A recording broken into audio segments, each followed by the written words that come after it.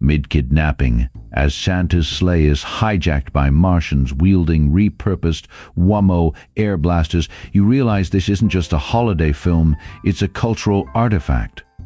Shot in 4 days inside a converted aircraft hangar, now a shopping mall, the film's urgency is palpable. The natural gas lines on the Martian helmets, a desperate improvisation, and Mrs. Claus, her first cinematic appearance, buried in this chaos. This isn't just bad, it's essential bad. A time capsule of 1960s Broadway actors and production corners cut so sharply they're practically visible on screen. In the annals of cinematic oddities, few films stand out as boldly or bizarrely as Santa Claus Conquers the Martians, 1964. This is not merely a holiday film, it's a time capsule of mid-century Americana, a collision of Cold War anxieties, Broadway talent, and DIY ingenuity. Shot in just 4 days inside a converted aircraft hangar on Long Island, the film's production constraints are as fascinating as its premise. Martians, desperate to bring joy to their children, kidnap Santa Claus from Earth. But beneath the surface-level absurdity lies a deeper cultural commentary, one that reflects the era's fascination with space exploration, consumerism, and the power of tradition. From the repurposed Whammo air blasters wielded by the Martians to the natural gas lines awkwardly attached to their helmets, every detail tells a story of resourcefulness and ambition. This review will dissect the film's peculiar charm, its place in holiday cinema, and why it remains a fascinating artifact of its time. Along the way, we'll explore its groundbreaking inclusion of Mrs. Claus, her first ever film appearance, and the unexpected ways it mirrors the tensions of its era. Is it a masterpiece, a disaster, or something uniquely in between? Let's dive in. The premise of Santa Claus Conquers the Martians is as audacious as its title suggests. The film opens not in the snowy North Pole, but on the desolate surface of Mars, where the Martian society is in crisis. Their children, exposed to Earth's television broadcasts, have become sullen and unmotivated, lacking the joy and wonder that Santa Claus seems to effortlessly deliver to Earth. In a desperate attempt to remedy this, the Martian leaders decide that the only solution is to abduct Santa Claus himself and bring him to Mars. This decision sets the stage for a bizarre and culturally revealing narrative. The kidnapping sequence is a masterclass in mid-century B-movie ingenuity. Santa's sleigh is hijacked mid-flight by Martians wielding repurposed Whammo air blasters, a detail that underscores the film's resourcefulness. The Martian costumes, with their natural gas lines repurposed from household appliances, add a layer of unintended realism to their otherworldly design. The first act is a whirlwind of exposition and world-building, as the film introduces the Martian society and their peculiar motivations. The Martian children, with their monotone complaints and lifeless demeanor, serve as a stark contrast to the vibrant, chaotic energy of Earth's holiday season. The decision to kidnap Santa is not just a plot device, but a commentary on the perceived cultural void in Martian society.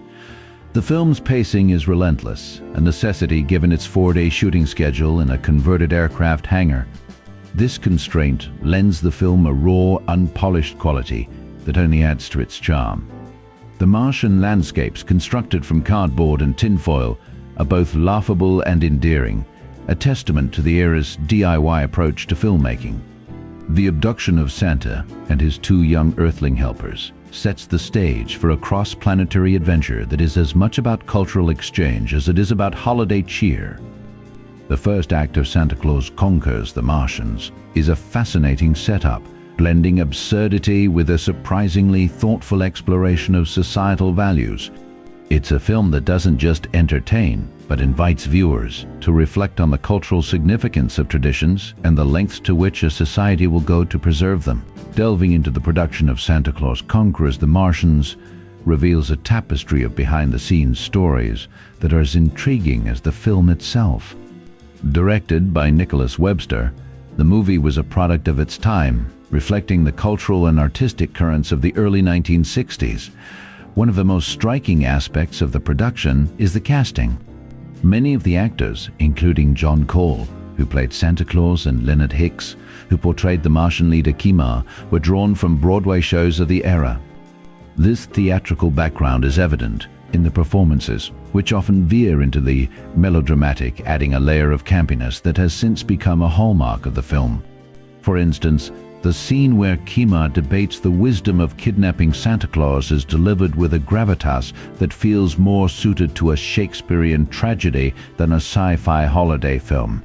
This blend of high drama and low-budget production values creates a unique viewing experience that is both unintentionally funny and oddly charming. Another fascinating production detail is the film's public domain status. Released in 1964, Santa Claus Conquers the Martians has since fallen into the public domain, leading to a proliferation of copies, each varying wildly in quality. This has allowed the film to take on a life of its own, with different versions circulating, and each generation discovering it anew.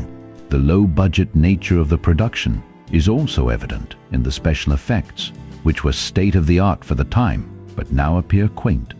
The Martian spacecraft, for example, is a marvel of 1960s ingenuity, constructed from what appears to be aluminum foil and cardboard. Yet, it's this very DIY aesthetic that adds to the film's enduring appeal. The production faced numerous challenges, from the logistical difficulties of filming in a makeshift Martian landscape to the task of convincing audiences to take seriously a story about Martians kidnapping Santa Claus. Despite these hurdles, the film manages to maintain a sense of earnestness, a testament to the dedication of its cast and crew. One of the most memorable scenes, where the Martian children first encounter Santa Claus, showcases the film's ability to blend the absurd with the heartfelt. The children's wide-eyed wonder, juxtaposed against the surreal backdrop of Mars, captures a sense of childhood innocence that transcends the film's flaws. In conclusion, the production of Santa Claus Conquers the Martians is a fascinating study in creativity under constraints. From its Broadway-influenced cast to its public domain legacy, every aspect of the film contributes to its status as a cult classic. It's a reminder that even the most bizarre concepts can yield something special when approached with passion and ingenuity. The performances in Santa Claus Conquers the Martians are as eclectic as the film's premise, with actors navigating a script that blends sci-fi, holiday cheer, and Martian existentialism. At the heart of the film is John Cole as Santa Claus, a role he approached with a surprising blend of gravitas and whimsy. Cole, a veteran of stage and screen, reportedly struggled with the physical demands of the suit, which was ill-fitting and uncomfortable, yet he never let it show on camera. His portrayal of Santa as a wise, patient figure who wins over the Martians with kindness is a highlight, particularly in the scene where he explains the spirit of Christmas to the Martian leader Kima. Cole's ability to maintain the character's dignity amidst the film's absurdity is a testament to his craft. Another standout is Leonard Hicks as Kima, the conflicted Martian leader who orders Santa's abduction.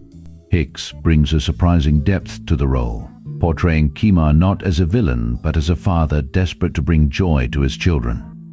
His internal struggle is palpable in the scene where he debates the morality of his actions with his second-in-command, revealing a nuanced performance that elevates the material.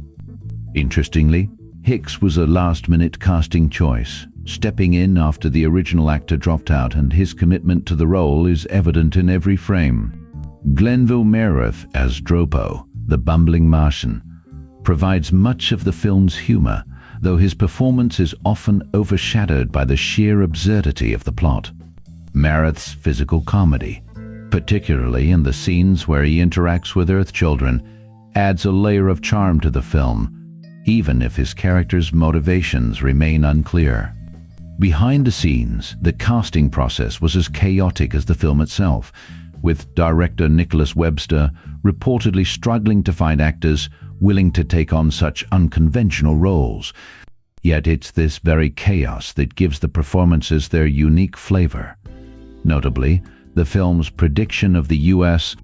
Space Force adds a layer of unintentional prescience to the Martians' military structure, though it's unclear if this was intentional. In Ireland, the film's 1977 Christmas Eve broadcast became a cultural oddity, cementing its place in holiday lore. While Santa Claus conquers, The Martians is often remembered for its campy appeal. The performances of Call, Hicks and Marath remind us that even in the most bizarre of films, actors can find moments of genuine humanity. The critical reception of Santa Claus Conquers the Martians has been as eclectic and divisive as the film itself. Upon its release in 1964, the movie was met with a mix of bewilderment, amusement, and occasional praise, though it has since cemented its place as a cult classic. Critics of the time struggled to categorize the film, which blends sci-fi, holiday cheer, and Martian existentialism, in a way that defies conventional genres. One reviewer famously quipped, "It's as if someone threw The Day the Earth Stood Still and Miracle on 34th Street into a blender and hit puree," highlighting the film's unique, if jarring, tone, despite its low budget and hurried production, which included shooting the entire film in just 4 days at a converted aircraft hangar in Long Island. The movie's charm lies in its earnestness. The use of repurposed props, like the Martian ray guns, crafted from painted Mammo air blasters, and the adult Martian helmets featuring natural gas tubing, adds to its quirky appeal. Audiences were particularly intrigued by the introduction of Mrs.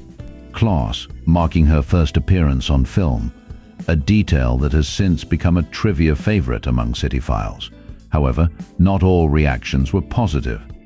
Some critics dismissed the film as a holiday-themed disaster, criticizing its uneven pacing and amateurish special effects. Yet, it's precisely these flaws that have endeared it to later generations, who embrace it as a so bad, it's good classic. The performances, largely drawn from Broadway actors of the time, add a layer of theatricality that either enhances or detracts from the film, depending on the viewer's perspective. Scenes like the Martian children's wide-eyed wonder at Santa's workshop, or the absurdity of Martians debating the merits of Earth's holiday traditions, have become iconic in their own right. Over time, Santa Claus Conquers the Martians has transcended its initial reception, becoming a holiday staple for those who appreciate its unintentional humor and nostalgic charm.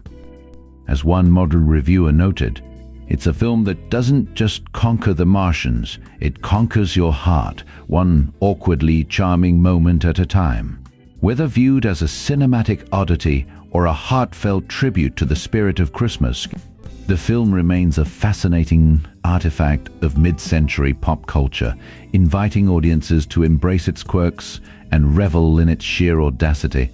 The cultural impact of Santa Claus Conquers the Martians is a fascinating study in how a film can transcend its initial reception to become a lasting, if peculiar, part of the cultural zeitgeist.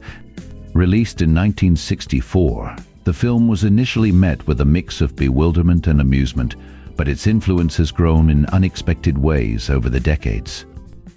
One of the most significant moments in its cultural journey came when it was featured on Mystery Science Theater 3000 in 1988. This exposure introduced the film to a new audience who embraced its campy charm and quirky narrative. The show's satirical take on the film not only revived interest, but also cemented its status as a cult classic, ensuring that it would be remembered long after its initial release. This resurgence highlights how media platforms can breathe new life into forgotten works, transforming them into cultural touchstones. Beyond its rediscovery, the film's premise, Martians kidnapping Santa Claus to bring joy to their children, has become a symbol of the absurdity and creativity that can define mid-century B-movies. It taps into a broader cultural fascination with blending genres, in this case, science fiction and holiday cheer, a trope that has since been explored in various forms of media. The film's influence can also be seen in its ability to inspire conversation about the intersection of technology, culture, and tradition. The Martians' quest to understand and adopt Earth's holiday customs reflects a timeless human concern, the tension between preserving tradition and adapting to new contexts. This theme resonates even today, as societies grapple with globalization and cultural exchange. Specific scenes, such as the Martian children's initial confusion and eventual delight in Santa's presence, capture this dynamic beautifully. Their wide-eyed wonder mirrors the audience's own sense of discovery, making the film a quirky but effective exploration of cultural assimilation. Interestingly, the film's legacy is also tied to its cast, particularly the character of Stobo, often mistakenly attributed to Jamie Farr. This confusion itself speaks to the film's place in pop culture, a work so memorable in its oddity that it blurs the lines between fact and fiction, further embedding it in the collective memory. In a broader sense, Santa Claus Conquers, The Martian serves as a reminder of the power of cinema to entertain, perplex, and endure. Its cultural impact is not just in its immediate reception, but in its ability to evolve, finding new relevance in different eras. Whether viewed as a holiday oddity, a sci-fi curiosity, or a camp classic, the film continues to captivate audiences, proving that even the most unconventional stories can leave a lasting mark. In the final analysis, Santa Claus Conquers the Martians is a film that defies easy categorization. Its blend of holiday cheer, sci-fi absurdity, and theatrical flair creates a unique viewing experience that is as baffling as it is endearing. The film's production trivia, like the natural gas lines on the Martian helmets and the fact that it was shot in just 4 days in a converted aircraft hangar, only adds to its charm. The inclusion of Miss Claus, her first ever film appearance, is a noteworthy detail that highlights the movie's place in cinematic history. While the plot stretches credulity, Martians kidnapping Santa to bring joy to their children, it's executed with a sincerity that's hard to resist. The Broadway-trained cast brings a level of theatricality that elevates even the most ludicrous moments, such as the Martian children's existential crisis over their lack of presents. Ultimately, this is a film that doesn't take itself too seriously, and neither should you. It's a perfect example of how a movie can be both deeply flawed and utterly delightful. If you're looking for a holiday film that's as much a cultural artifact as it is entertainment, Santa Claus Conquers the Martians is a must-watch. Just don't expect it to make sense. Embrace the chaos and enjoy the ride.